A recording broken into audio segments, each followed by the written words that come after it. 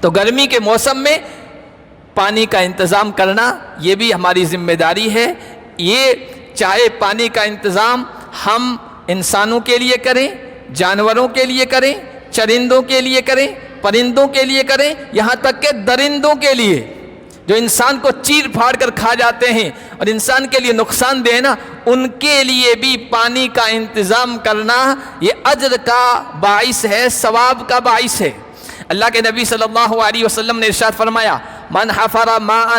لم يشرب منه كبد حر من جن ولا انس ولا طائر الا اجره الله يوم القيامه، جو شخص پانی کا انتظام کرے گا، پانی کا انتظام کنواں کھودنے کی شکل میں ہو، پانی کا انتظام بورنگ کی شکل میں ہو، پانی کا انتظام حوض بنا کر اس میں روزانہ پانی ڈالنے کی شکل میں ہو، پانی کا انتظام فریج لگانے کی شکل میں ہو، پانی کا انتظام کسی اور بھی شکل میں ہو، پانی کا انتظام کرے گا، اس سے کوئی بھی جاندار پیے گا، چاہے انسان ہو، چاہے جنات ہو، چاہے پرندہ ہو، اللہ کل قیامت دن اس کو اس کا اجر، اس کا بدلہ عطا فرمائے گا۔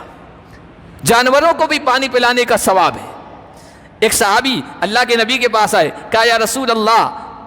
میں اپنے حوض سے یا اپنے کنویں سے پانی نکالتا ہوں اور جس چیز میں بھرنا ہوتا ہے اس کو بھر دیتا ہوں، پانی بھرتا ہوں اپنے جانوروں کے، اپنے گھر والوں کے انتظام کے لیے، اتنے میں کسی اور کا اونٹ آ جاتا ہے، کسی اور کا جانور آ جاتا ہے اور میں اس جانور کو پانی پلا دیتا ہوں، فَهَلْ لِي فِي ذَلِكَ مِنْ أَجْرٍ، یا رسول اللہ کیا مجھے اس میں اجر ملے گا، ثواب ملے گا؟ حضور نے فرمایا فِي كُلِّ ذَاتِ كَبِدٍ حَرَّ أَجْرٌ، ہر جاندار کو پانی پلانے میں تمہیں اجر ملے گا، ثواب ملے گا۔